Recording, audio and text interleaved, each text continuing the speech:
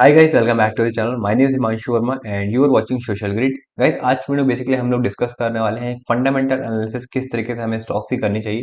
ये video basically उसी पे रहने वाला है। इससे पहले भी गाइस मैंने फंडामेंटल एनालिसिस की एक वीडियो बना के रखी है, पूरी एक वीडियो सीरीज बना के रखी हुई है। वहां पे मैंने ये बताया हुआ है कि स्टॉक्स में मतलब मार्केट कैप क्या होता है, डेट क्या होते हैं, पी रेशियो, पीबी रेशियो, बहुत सारी चीजें ऑलरेडी डिस्कस करके रखा हुआ है। बट ये एक कह सकते हैं कंप्लीट वीडियो रहेगा जिसमें हम लोग सारी चीजों का उन सारी चीजों का कह सकते हैं कॉम्बिनेशन हम एक वीडियो में देखेंगे, जहाँ पे हम उन सारी चीज़ों को डिस्कस करेंगे।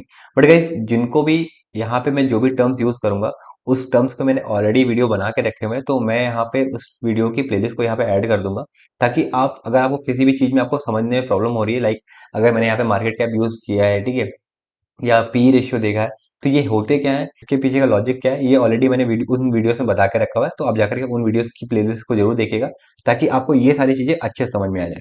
तो बिना देरी करते हम लोग वीडियो को शुरू करते हैं और आइए जानते हैं किस तरीके से हमें स्टॉक्स की फंडामेंटल एनालिसिस करनी चाहिए। जब भी आप किसी भी कंपनी की फंडामेंटल एनालिसिस करेंगे, तो भाई इसमें सबसे इंपॉर्टेंट जो हमारा आता है वो आता है हमारा market cap. Market cap guys हमें ये बताता है वो कंपनी एक्चुअली में कितनी बड़ी है, मतलब उसका एक्चुअल साइज कितना बड़ा है, वो हमें मार्केट कैप से पता चलता है, ठीक है। तो उसके बाद जो हमारा अगला इंपॉर्टेंट आता है वो हमारा आता है पी रेशियो, जिसे हम लोग प्राइस टू अर्निंग रेशियो बोलते हैं। गाइस, जो ideal price to earning ratio होता है हमारा, वो 20 की रेंज का होता है। अगर 20 के आसपास है या 20 के अंदर तो बहुत अच्छा माना जाता है, लेकिन जरूरी नहीं है। ये डिपेंड करता है गाइस उसके पेयर कंपैरिजन के ऊपर भी, कि अगर मान लीजिए उस समय जो उसके अदर कंपनीज, जैसे कि मान लीजिए यहाँ पे मदरसन सोमिंग वायरिंग का जो पी रेशियो चल रहा है वो 52 के आसपास चल रहा है, ठीक है। बट जो इसके पेयर कंपैरिजन हो गए, मतलब सेम इसकी जो कॉम्पिटिटिव कंपनीज होंगी, उनमें भी अगर पी रेशियो इसी के आसपास चल रहा होगा, ठीक है, मतलब किसी का 40-45, तो ये कह सकते हैं कि पी रेशियो कह सकते हैं कंसिडरेशन में होगा, आप इस कंपनी को फर्दर इन्वेस्टिगेशन के लिए रख सकते हो, ठीक है। तो आपको कभी भी रिजेक्ट नहीं होना। अगर मान लीजिए किसी भी स्टॉक का पी 20 से ऊपर का है, तो आपको ये नहीं सोचना है कि ये महंगा है, ठीक है। पी रेशियो बेसिकली हमें ये बताता है कि वो कोई कंपनी एक्चुअली में कितनी महंगी है, कितनी सस्ती है, ठीक है। तो पी रेशियो से हमें इस चीज का आइडिया लगता है। तो अभी मैं आपको ये दिखाता हूँ किस तरीके से आपको पेयर कंपैरिजन को यूज करना चाहिए। जैसे कि मैं यहाँ पे थोड़ा सा इसको स्क्रॉल डाउन कर रहा हूँ और यहाँ पे देख सकते हैं गाइस, जो मदरसन सोनी वायरिंग की जो अदर कॉम्पिटिटिव कंपनीज है उसका कह सकते हैं यहाँ पे मुझे कंपैरिजन देखने को मिल रहा है, जहाँ पे बहुत सारी चीजों का कंपैरिजन है। मैं बस यहाँ पे आपको उस कंपनी का पी रेशियो का कंपैरिजन दिखाऊंगा। जैसे कि यहाँ पे देखिए, मदरसन सोनी वायरिंग का जो पी रेशियो है वो 52 के आसपास आपको यहाँ पे देखने को मिल रहा है, ठीक है। प्लस गाइस यहाँ पे देखिए सोना बीएलडब्ल्यू का जो कोई दूसरी कंपनी, इसी कॉम्पिटिटिव कंपनी है, वहां पे देखिए यहाँ पे 74 का पी देखने को मिल रहा है। एक्साइड का आपको यहाँ पे 45 का देखने को मिल रहा है। यूनो मिंदा का 54 का देखने को मिल रहा है। ट्यूब इन्वेस्टमेंट का 82 का देखने को मिल रहा है। कहने का मतलब ये है गाइस, जिस भी कंपनी को आप मतलब बाय करने का प्लान कर रहे हो, आपको उसके कॉम्पिटिटिव कंपनीज को भी देखना है कि क्या एक्चुअली में जो आप कंपनी खरीद रहे हो वो उसका प्राइस जो है वो वर्थ इट है या नहीं है। ये गाइस आपको पेयर कंपैरिजन से पता चलता है, ठीक है। और बाकी सारी चीजें, और भी सारी चीजें जो अभी हम इस वीडियो में डिस्कस करेंगे, बट पेयर कंपैरिजन का आपको यूज किस तरीके से करना है वो मैंने आपको अभी बताया है। अगला जो हमारा इंपॉर्टेंट फंडामेंटल है वो हमारा है आरओसी आरओई। ये बेसिकली हमें ये बताता है कि जो भी कंपनी में इन्वेस्टमेंट हुई उस पर हमें कितना रिटर्न देखने को मिला है।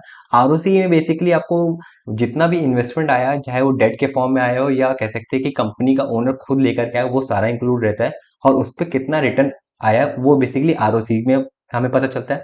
आरओई गाइस हमें ये बताता है कि जो भी कंपनी में पैसा लगा है जिसमें किसी भी तरीके का डेट इंक्लूड नहीं है, वो और उस पर जितना रिटर्न जनरेट हुआ है वो बेसिकली हमें आरओई बताता है। आइडियली जो आरओसी और आरओई होना चाहिए वो 15% से ऊपर होना चाहिए। अगर 15% से ऊपर है तो वो काफी ज्यादा अच्छा है, या 15% के आसपास भी है तो काफी ज्यादा अच्छा माना जाता है। तो यहाँ पे आपको जरूर ये चीज जरूर ध्यान रखनी है, जब भी आप किसी भी कंपनी के फंडामेंटल एनालिसिस कर रहे हैं, तो आप यहाँ पे ये देखिए कि उस कंपनी का आरओसी और आरओई कितना है। अगर वो 15% के आसपास देखने को मिल रहा है या 15% से ऊपर देखने को मिल रहा है, तो कंपनी बहुत अच्छी मानी जाती है। बाकी सारी चीजें भी आपको देखनी है, बट हाँ, फर्दर इन्वेस्टिगेशन के लिए आपको इन चीजों का जरूर ध्यान रखना है, जो भी मैंने आपको अभी अभी तक बताया है।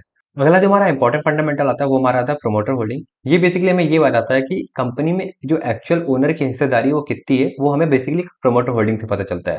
और गाइस, जिस भी कंपनी में जो प्रमोटर की होल्डिंग है अगर वो बढ़ती हुई दिख रही है आपको, मतलब हर साल वो कुछ ना कुछ परसेंट से अपनी होल्डिंग को बढ़ा रहा है, तो मतलब प्रमोटर को अपनी कंपनी की ग्रोथ पे काफी ज्यादा भरोसा है, इसलिए वो अपनी ग्रोथ मतलब होल्डिंग को बढ़ा रहा है।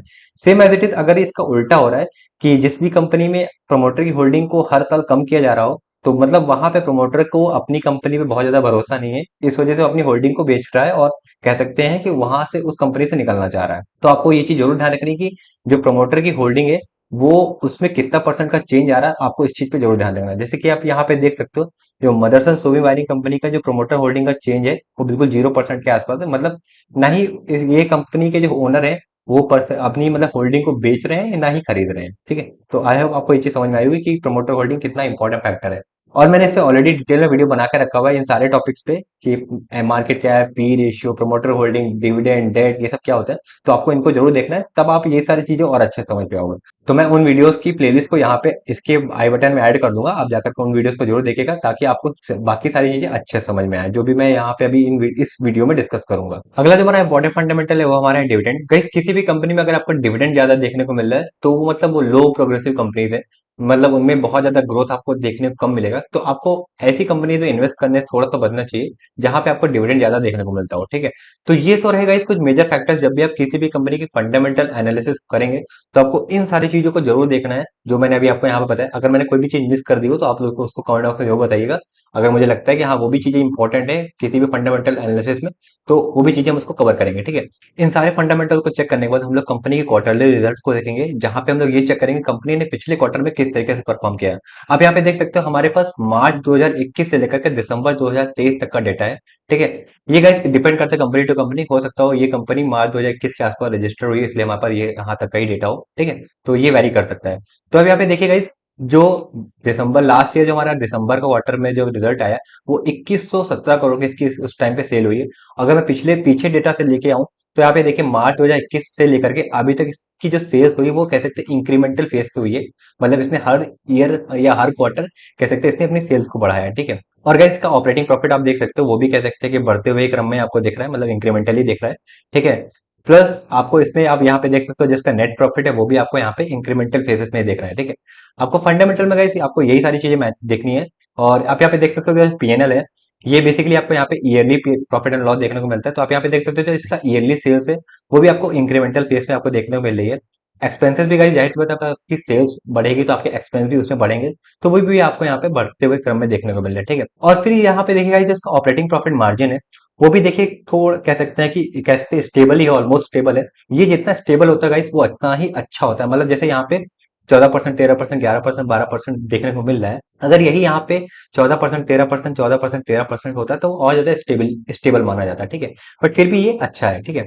और गाइस यहाँ पे देख सकते हैं जो अदर इनकम है वो बहुत ज्यादा नहीं है। अगर किसी भी कंपनी में गाइस अदर इनकम बहुत ज्यादा नहीं होनी चाहिए, क्योंकि अदर इनकम से कंपनी की बैलेंस शीट बहुत ज्यादा हाई देखने को मिलती है। तो आपको ये भी ध्यान रखना है अगर किसी भी ईयर में अगर आपको बैलेंस शीट में थोड़ा सा ज्यादा प्रॉफिट देखने को मिल रहा है तो आपको वहां पे ये चीज नोटिस करनी है क्या उसमें कोई अदर इनकम तो नहीं इंक्लूड है। तो भी ये भी चीज आपको ध्यान रखनी है, ठीक है।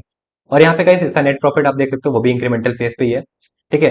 प्लस का जो कंपाउंडेड सेल्स ग्रोथ आपको जो देखने को मिल रही है 16% के आसपास आपको यहाँ पे देखने को मिल रहा है इसका जो कंपाउंडेड सेल्स ग्रोथ है। और इसका जो कंपाउंडेड ग्रोथ प्रॉफिट जो आपको देखने को मिल रहा है वो आपके यहाँ पे 38% के आसपास देखने को मिल रहा है। फिर यहाँ पे जो आपको कंपाउंडेड ग्रोथ रिटर्न देखने को मिल रहा है वो 28% के आसपास देखने को यहाँ पे मिल रहा है। और आपको रिटर्न ऑन इक्विटी यहाँ पे लास्ट ईयर का जो है 40% के आसपास यहाँ पे देखने को मिल रहा है। उसके बाद क्या इसकी हम लोग बैलेंस शीट देख लेते हैं। यहाँ पे देखिए इसके बाद जो कंपनी के बाद जो कैपिटल है वो देखिए अभी के टाइम में मतलब सितंबर 2023 के आसपास का जो अभी हमारे पास डेटा है उसमें देखिए 442 करोड़ की इसके पास कैपिटल है। इसके पास रिजर्व कितने हैं वो आप यहाँ पे देख सकते हो। अदर बोरोइंग्स ने कितनी ले रखी है वो आप देख सकते हो। अदर लाइबिलिटीज कितनी है वो आप यहाँ पे देख सकते हो, ठीक है। प्लस इस कंपनी के फिक्स एसेट्स कितने हैं वो भी आप यहाँ पे देख सकते हो। इस तरीके से आप कह सकते हैं इस कंपनी की बैलेंस शीट को चेक कर सकते हो, ठीक है। और गाइस फिर हमें दूसरा जो हमारा इंपॉर्टेंट फैक्टर होता है वो हमारा होता है कैश फ्लो का, कि कौन अगर मान लीजिए कोई कंपनी जो है अपने ऑपरेटिंग एक्टिविटी में कितना पैसा खर्चा कर रही है, ठीक है। जैसे यहाँ पे इसकी ऑपरेटिंग एक्टिविटी में 224 करोड़ का पिछले साल का खर्चा रहा है, ठीक है। तो इसकी इन्वेस्टिंग एक्टिविटी में इसका 194 करोड़ का खर्चा रहा है और इसकी फाइनेंसिंग एक्टिविटी में 287 करोड़ का खर्चा रहा है, ठीक है। ओवरऑल जो इसका कह सकते हैं कि नेट कैश फ्लो रहा है वो नेगेटिव रहा है, ठीक है। और गाइस हमारा अगला इंपॉर्टेंट फैक्टर आता है वो हमारा था शेयर होल्डिंग पैटर्न। इसमें गाइस हमें ये बहुत ज्यादा इंपॉर्टेंट फैक्टर होता है किसी भी कंपनी के लिए।